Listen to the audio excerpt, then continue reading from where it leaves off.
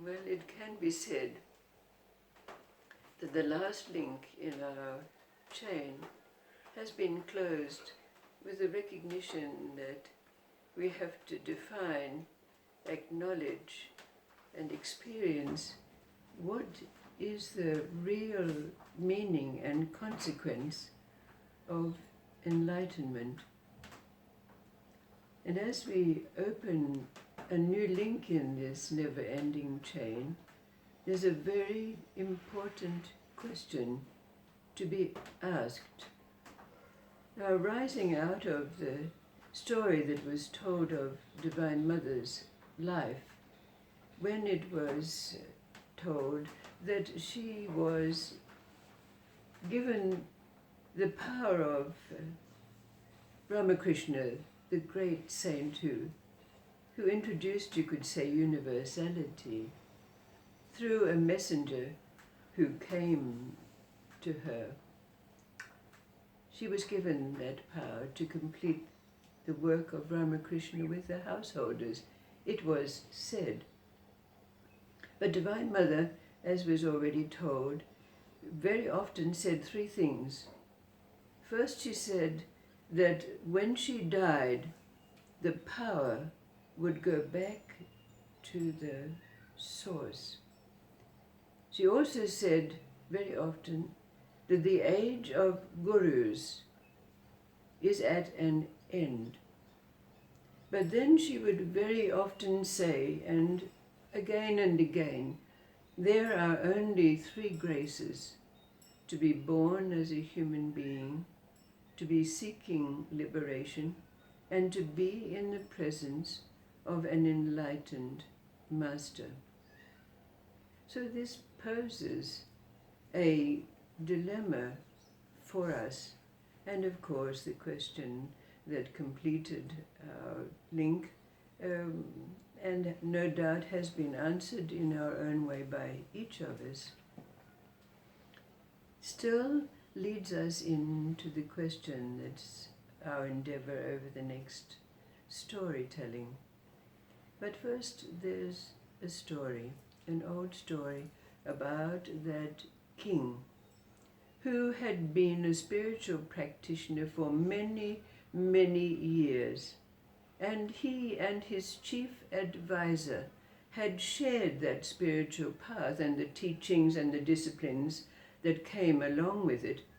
But then the king heard that his advisor was not only practicing a meditation that was more advanced than his, but he was also demonstrating a power that the king himself did not have.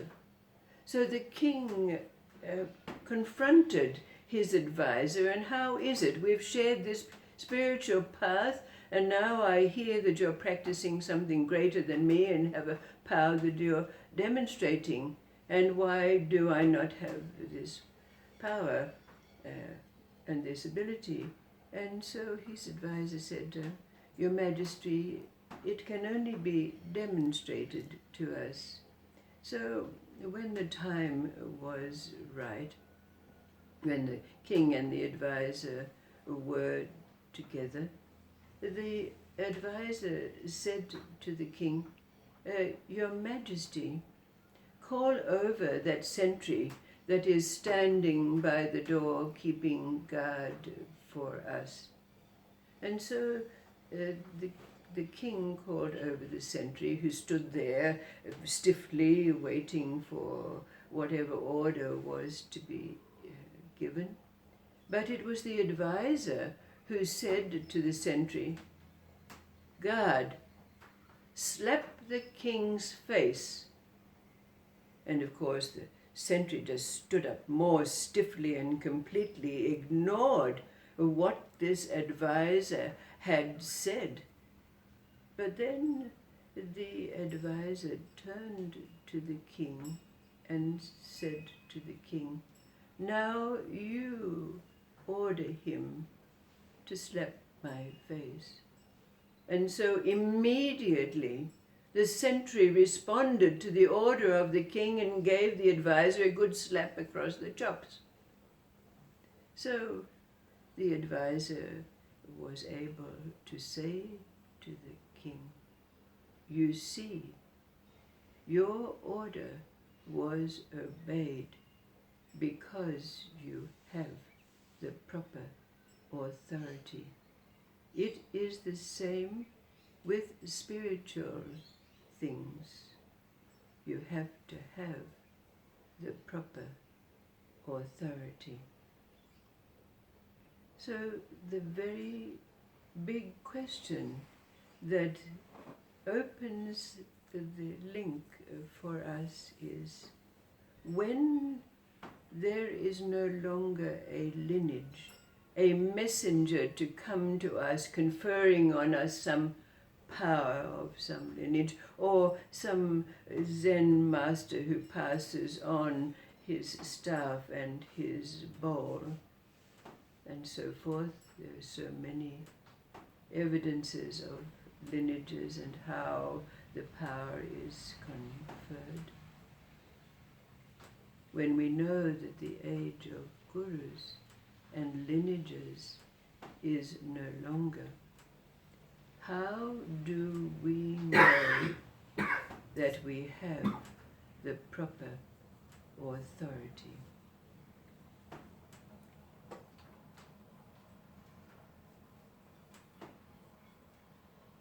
So in opening the link of this chain, this is the question that's there for us to answer. If there is no lineage, if there is not a messenger, a master, to pass on a bowl and a staff, and so forth, how will we know that we have the proper authority?